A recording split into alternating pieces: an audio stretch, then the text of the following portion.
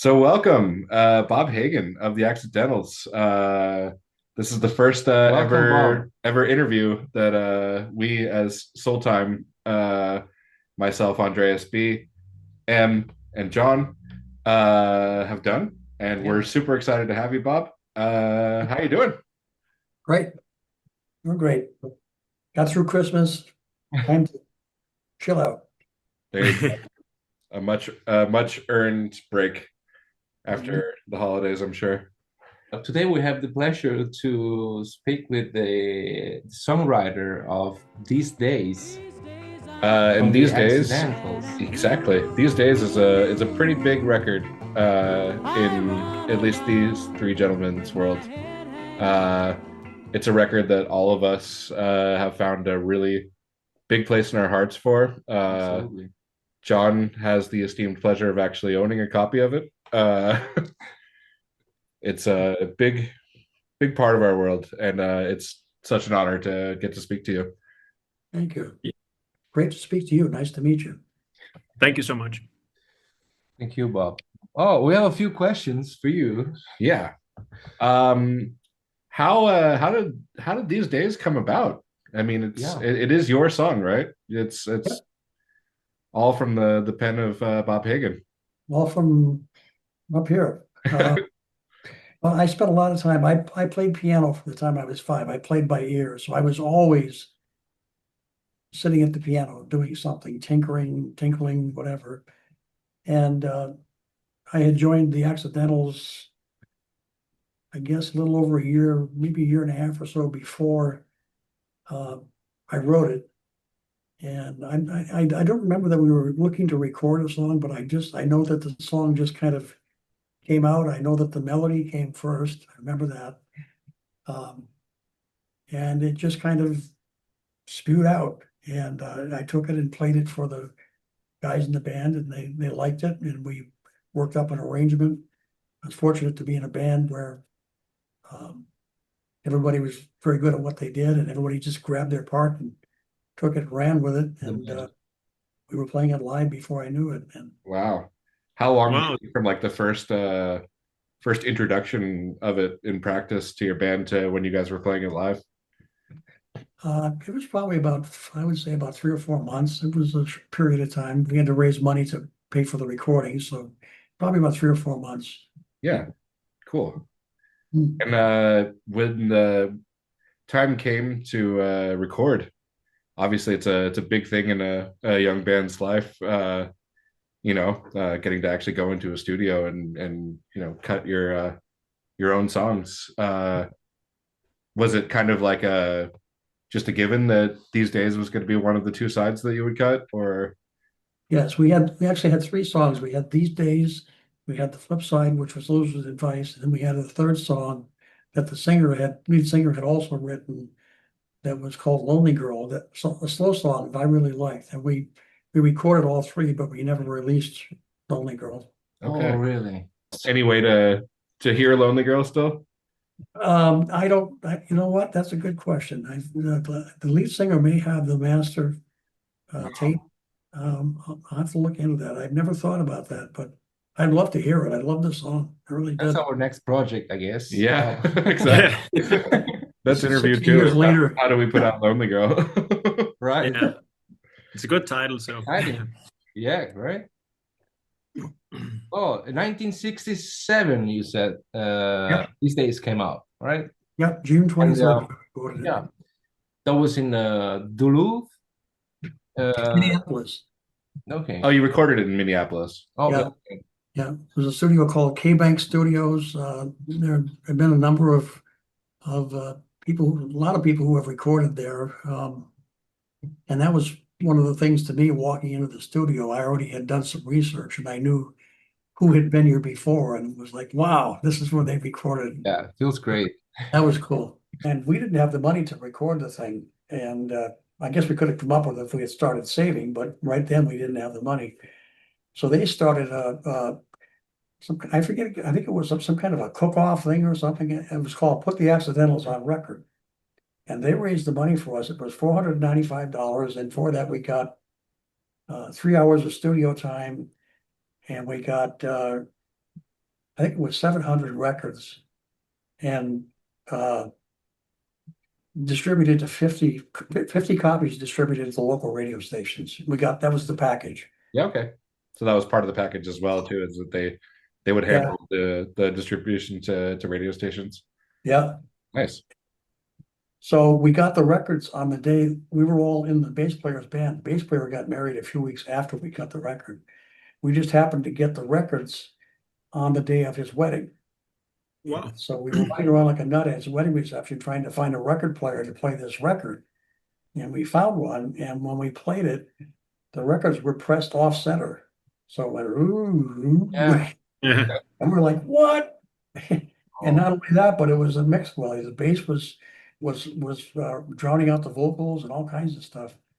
So then we had to have it remixed and repressed, and which we did. We had the copies in a couple of weeks, but that was where we first heard Yeah. that What copy. about those records now? The off-center ones.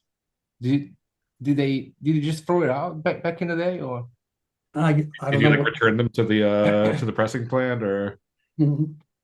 Yes, Okay. yeah. But if the mix was bad, there was no real point in having him. It was off center and a bad mix. So yeah, Yeah. yeah. It was But the new disappointing. mix is quite good. Yeah. You know, I would say so.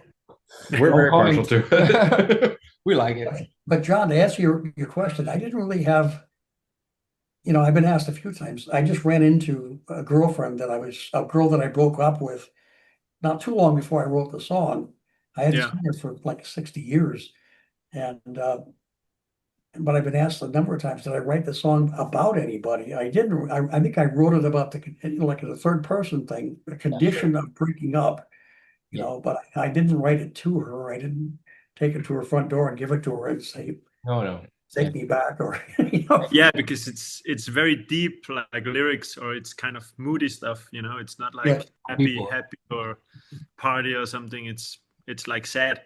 yeah, yeah, it is. The label name. Do you remember how is it like something you came up with, Yeah, or?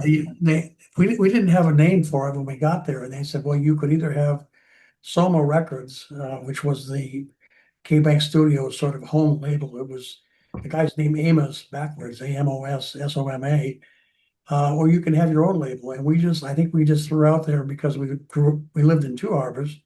How about Harbor Records? And they said fine, and it was it was Harbor, right? given to it, really.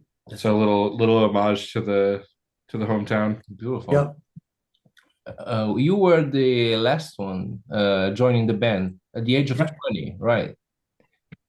Okay. And do you remember how the band came up with the name, the Accidentals? Yes, the lead guitar player was the lead guitar player and the drummer started the band. The lead guitar player was the impetus for the whole thing. And the term accidental, and we had many times people jokingly say to us, oh, you got together by accident? And we'd be like, no. Accidental designates I think it's a sign in music that designates a sharp turn or a sharp change. Yeah, of course. So that's the basis for the name Accidental. Interesting. Very cool. Yeah. Yeah, I loved the name when, once I found out what it was about, why it was there, why it was the name of the band. Yeah. All right.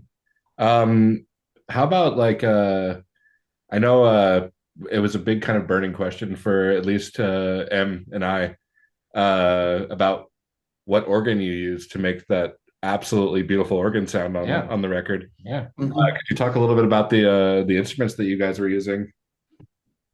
Yeah, we were all the guys were all Fender guitar guys. The drummer, I don't remember the name, probably Ludwig, the drum set, and that organ I got. I'll give you a quick little history. I belonged to a band called the Wharf Rats. That was my first band, and we got a manager, and then we started fighting, and the whole thing went down the tubes, and so much for that. So I started jamming with some guys from Duluth just to be playing music. And I was sitting and the Accidentals were idols of mine. They had won battles of the bands and all of this stuff. They were much loved and they were very good. And I was sitting at an A&W root beer stand one night with my girlfriend, and the lead guitar player came walking around the corner to my car. And he asked me what I was doing for music these days, and I said, "Well, not much. I'm kind of jamming with these guys from Duluth, but it's not really going anywhere." And he said, "Well, we've been thinking about trying some Jerry Lee Lewis, the piano. And why don't you come up to the VFW Friday night?" And I said, "Well, I don't have a keyboard." He said, "Well, we're going to hang a microphone inside." It was an upright piano, so we hung a mic inside the Wow.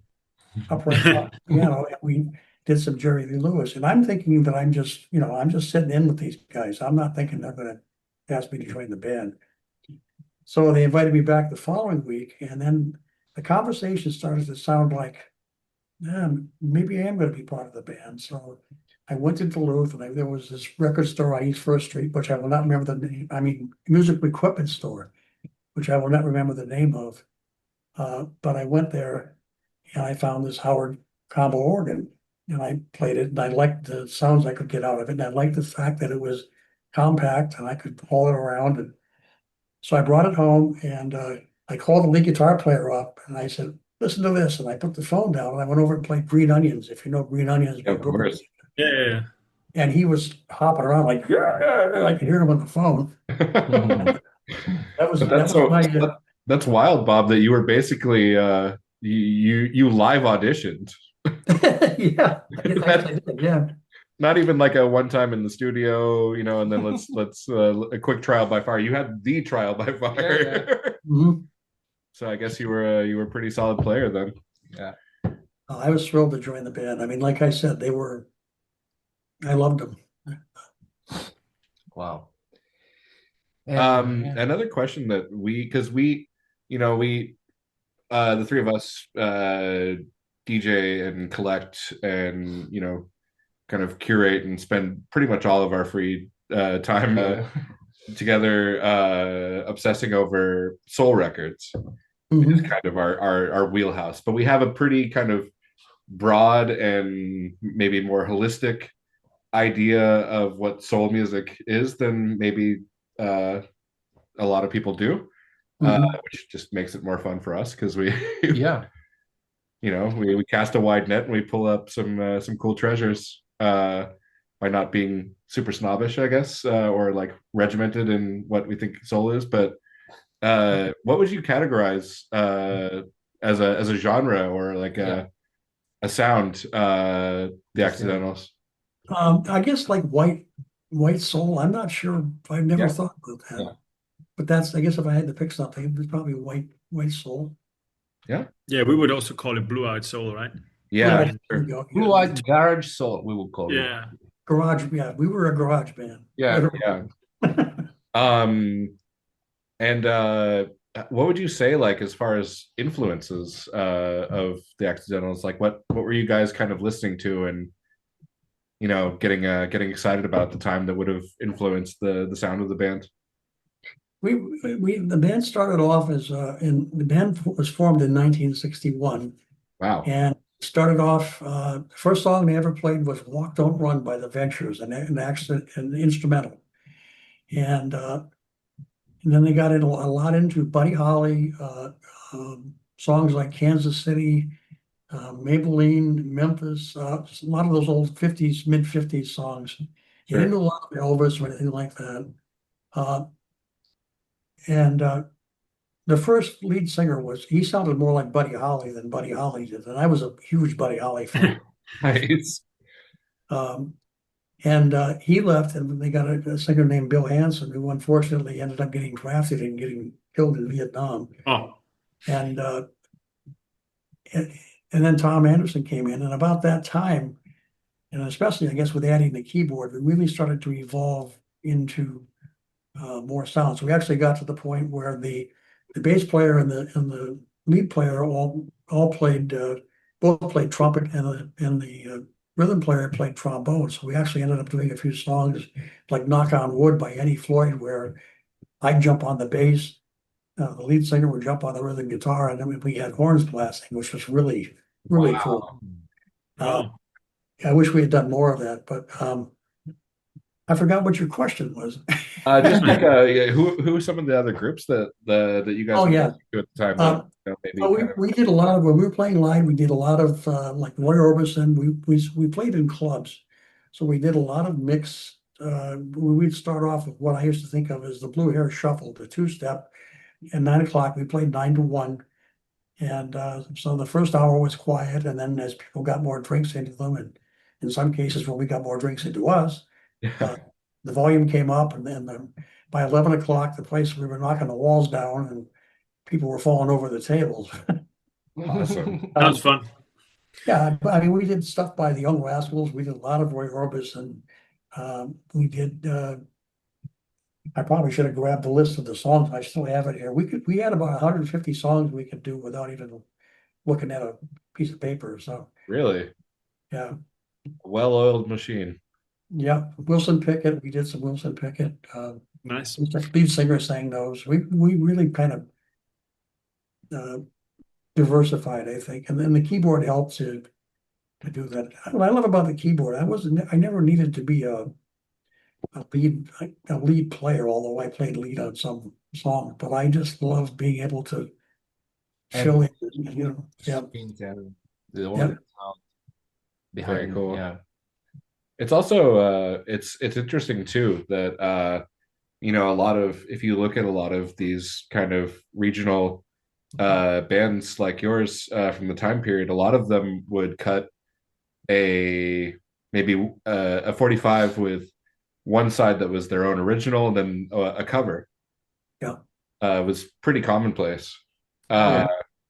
but you guys were pretty dead set on putting out only original tunes. Yeah, Good I time. wish I've come to kind of, I don't know if it's realized is the right word, but I've written other stuff, and I'm sure Tom hit for one did. I'm sure the lead guitar player did. But the trick is to put it out there and not just let it sit. And I think we put that one record out and we thought, yay for us. And I don't think we ever thought we were together for probably another year and a half or more after we cut the record, but it never occurred to us to follow up with another record. And I'm not sure why. I don't know. Yeah. How long did you guys kind of actively play together after the recording of the record? We recorded the record in June of '67, and I think the last time we played together was the very end of '68, probably the end of November. So about a year and a half. Okay. Hmm. So the That was band, fun. Great bunch of guys. They're my oldest friends, and they're my brothers. Yeah. yeah, I mean, as someone that's played in bands before, I'm also, uh, it's you get very tight with these people. You don't have any choice. They're family, for better or sometimes worse. How was it with gigging? You guys gigged around quite a bit. Yeah, we would book for a month at a time, um, for Friday and Saturday. Normally, we did other stuff too, but for the most part, we would book for Friday and Saturday night for a month at a time, and we'd all our equipment the first Friday night and set it up and then leave it there. So we didn't have to haul it back and forth. And like I said, we kind of played a circuit, if you will. We didn't rotate every, specifically, but we'd go here and then back there and over here and we never wanted for bookings. So, but and we booked ourselves. We had a manager for a while. I don't know if you remember, there was a legendary disc jockey named Dr. Don Rose that started in Iowa, actually, went to Duluth, then went to Philadelphia, Atlanta, and then San Francisco, and became legendary, really. And he managed us for a while, and I'm not sure why. I guess we just got to the point where we didn't feel we needed a manager. We were booking the gigs we wanted, and at that time, there were a couple of guys in the band that were absolutely, two of them were school teachers, so they were committed to, a specific job. So we had to kind of settle down and do whatever fit our schedules. Yeah. Were you keeping a job yourself during the weekdays full Yeah, time? I was just working as a laborer on the railroad because I was the baby of the band, and I had no idea what I was going to do. with my life really. Yeah. So I was just working there, but I lived for the weekends. Friday night was get out of work and go like hell to get home and get changed and jump in the car and head out to wherever we were playing. Nice. What about like, the idea of like a music scene in Duluth, or like other bands that you guys might have been playing with, or contemporaries of yours? Yeah, Was there a pretty healthy, active scene? very. There were a lot of good bands. The Titans, Shadow, the Rumbles. I could probably sit here and name 10 of them. Green Apple Quick Snap. There were a bunch of them that were good, uh, very good, and we did run into them here and there. Of course, they were friendly competitors. The Right. accident actually before I joined them, there was a battle of the bands. I think there were 28 bands in this battle of the bands, and the Accidentals won that battle of the bands, and they against some real stiff competition. And a lot of the bands did record for the most part, put out one song. There were a few that put out two or three that were like ours, pretty much regional hits. Cheddar and the Rumbles had a record, and I won't. Why Can't a Girl Be Satisfied? It was called. It actually was in the soundtrack of a couple of movies, which don't ask me the name because I won't remember. But yeah, we knew them, and then even now, Tom, our lead singer, goes over to a place in Superior, Wisconsin. It's called the Vinyl Cave, I think it is. And he runs into guys. Of course, everybody now is in their 70s and actually early 80s. Runs into these guys that were in bands, and they chat and talk about the old days. And Very yeah, cool. yeah, And did you know about similar, like, scenes in maybe other places, in other states or anywhere else? Because nowadays there's the internet and we get to know a lot of stuff easier. But back then it must have been relatively isolated once you had a scene somewhere. yeah, yeah. We were, we're in northern Minnesota, which in itself, Minnesota, basically, you've got Duluth, Minneapolis, St. Paul, Moorhead. There's, excuse me, there's 5 or 6 um, good-sized metropolitan areas, and the rest of it is just farmland for the most Yeah. part. And so we were somewhat isolated, and you're exactly right. It was way different then. And what we heard on the radio in Duluth might not even be playing on the radio in Minneapolis, other than the Right, big. that's it. It was so regional at that time. Uh, you know, Yep. it's a cool thing that you have this like very you know specific scene in Duluth, but it's true. Yeah, you could have just gone down to Minneapolis and probably turned on the dial and not heard anything besides the kind of commensurate hits of the time. Mhm. Yeah, it's really wild. Yeah. Still have a few questions more about the recording of these days. Yeah. The song these days. Do you remember exactly the moment, like how the session went in the studio? Like Yeah, what? we recorded we did three tracks. We recorded the instrumental track first, and then the lead that was fed to the lead singer through headphones, and he sang over that. And then we didn't have the ooh ooh ooh background. Yeah, the choir. Yeah, Yeah, I love that. yeah. I'll tell you something funny about that. The recording engineer said, "Well, you guys need something there." So those three that oohs that's me on top, the drummer in the middle, and the lead guitar player on the bottom. Those three-part oohs, and so we started doing that, and we're standing around a mic that's hanging down in front of us, and Sure. we kept blowing it and cracking up because we're singing ooh into each other's faces. So we would start singing, we ooh, and all of a sudden we're laughing. The guy's yelling, "Cut, cut!" So, Oh, I don't remember how many takes it was, but it was at least I want to say 4 or 5 probably. Because you guys had to get the sillies out, Yeah, focus it in, right? That's It was a good also session. the other thing too is, I mean, yeah, like having the kind of package deals that you guys took for recording your record. You are kind of on a time crunch, right? Like you've got to kind of get the session done as quickly as possible, as minimal takes as yeah. possible. yeah. And I'll tell you, the bass player was our band treasurer. And he's the guy that I told you goes on cruises a lot. And I was teasing him when I saw him last summer when I was back in Minnesota.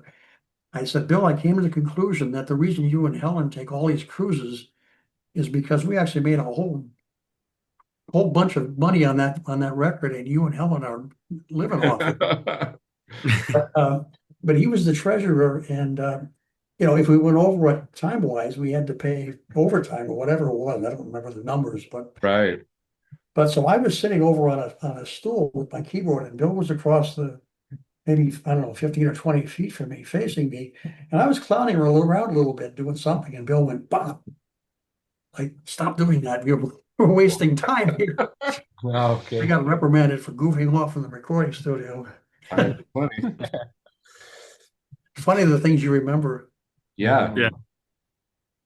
Yeah. Any other like memories about the recording process, or like, kind of what your feelings were around that time when you guys got the record? About the process itself. Yeah. Or just like, the Yeah, any memories you have from that day? I remember that we went out and got wicked drunk after, because I was surprised at how when the 3 hours was up, I think we all did. We just felt totally drained. It was like we had been, I don't know, tossing logs around for 3 hours or something. Yeah. We were really drained. It was a lot more taxing than I ever thought it would be. And maybe that part of that was the stress of trying to get through what we wanted to get through in 3 hours. And how was the result? Was the result like you had expected the song to be when you wrote it? Or were there elements where you said, you would have wished it would have sounded a little different? No, I think I liked it. It's funny. At first, I didn't like the keyboard part, probably because it was me. Always like yeah. that. We're always our own worst critics. Yeah, but it's grown on me, and I'll tell you a funny thing about We love it. Yeah. little short bridge that's in there. It goes da da da da, da, and at the very end it goes da da da da da da da. That very little tailspin thing on the end. Yeah. I did that and record. I'd never done that before. And just my fingers just at the end of that when we were recording, when they went there, and I thought, oh, that was cool. But I hadn't rehearsed that. It was It Okay. just came to you. That was Wow. just came there. yeah. Wow. So two songs on one record and one unreleased, which is somewhere around. We will find out that. And that's you guys were only playing covers basically when you were touring around. Yeah. Yeah, Covers. we were. Yeah. And only so basically 3 songs, original songs you guys made, and then the rest covers, right? If I understand. Yeah. Okay. Yeah. We played, Tom wrote another song. I think it was called Apartment in Queens, because he had a sister that lived in New York and he used to go visit her. She lived in Queens, and he wrote a song there one day. I mean, I don't know. I don't think we ever played it. He played it for us, but I don't think we ever worked it up as a band. And I wrote parody type stuff that I was just do goofy stuff, but it returned into anything. And I don't think I wanted it to. It was just for fun. Okay. Yeah. Tell us more about the band, Bob. That's right. Yep. Yep. The lead guitar player and like I said, the lead player and the drummer started the band. I think the lead was 16 and the drummer was 14. It went through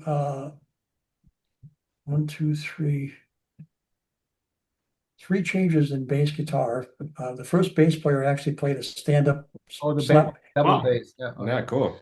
and then he transitioned to a red Gibson guitar, which ended up being the guitar that got me into my first band, because I was at a party and a couple guys were playing music and that bass was just sitting there, and I picked it up and started playing it. And then I got invited to join that band, and I love that guitar, that little cherry red Gibson bass. It was a great little bass.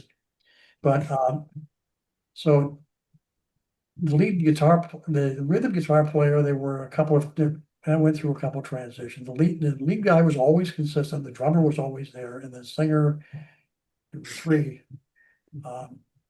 the lead guitar player was a multi-instrumentalist that literally could pick up. If he decided he was going to play something, he learned to play it. He played regular guitar, he played steel guitar, he played the violin or fiddle, whatever you want to call it. He played the trumpet.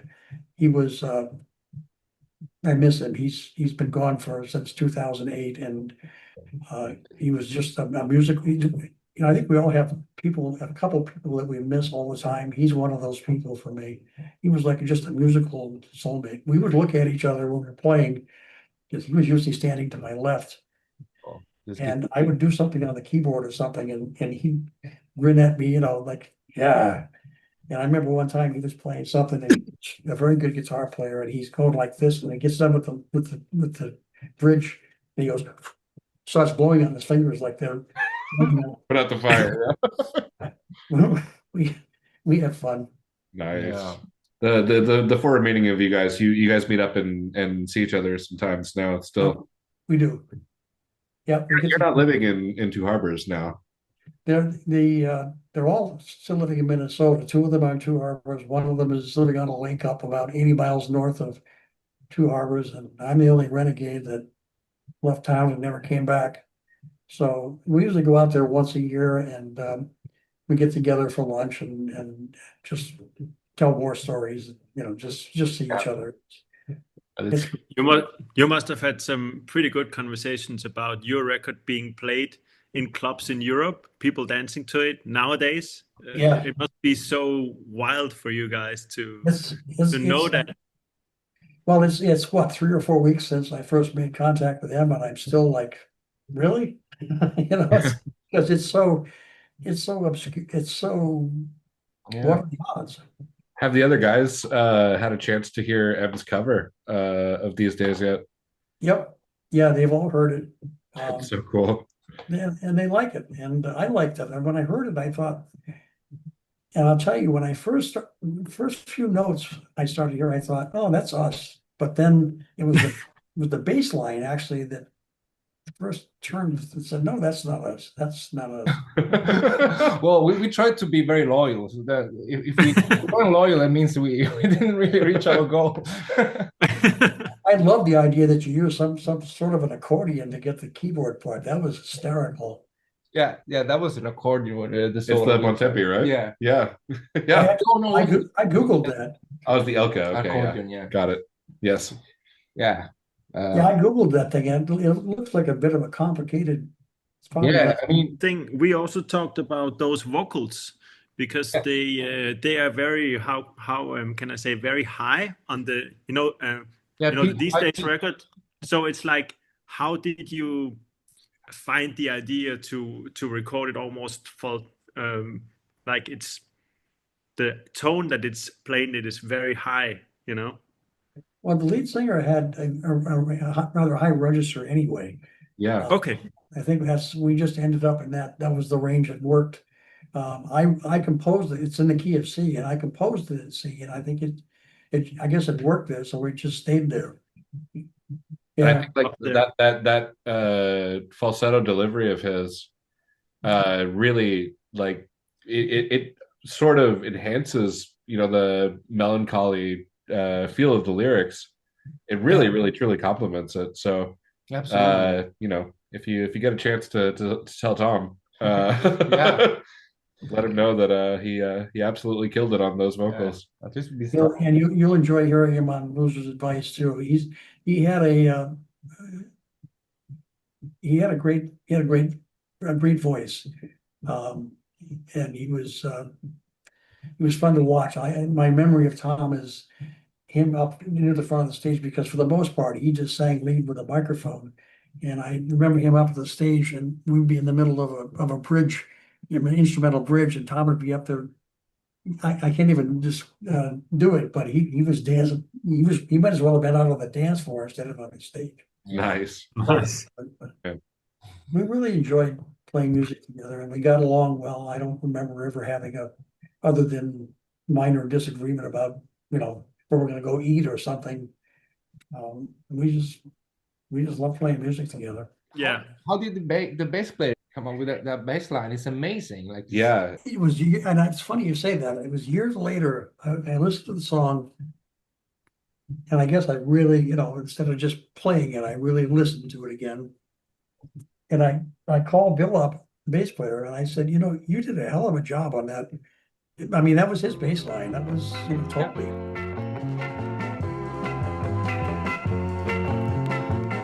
These days I'm feeling sad and blue. I run around with my head hanging down. Once you were mine, but I know these days are gone for good.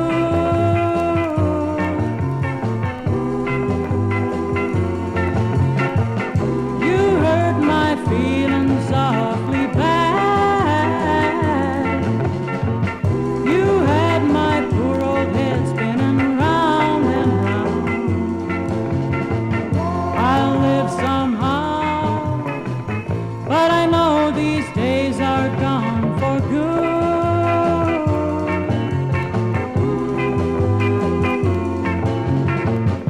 I'm sorry now, I just don't know what made me act the way I did.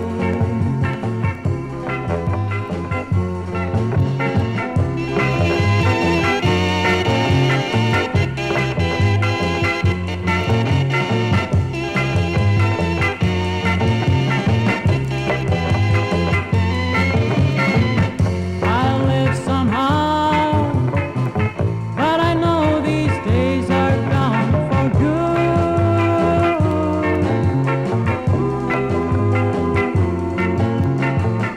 I found another girl to take your place.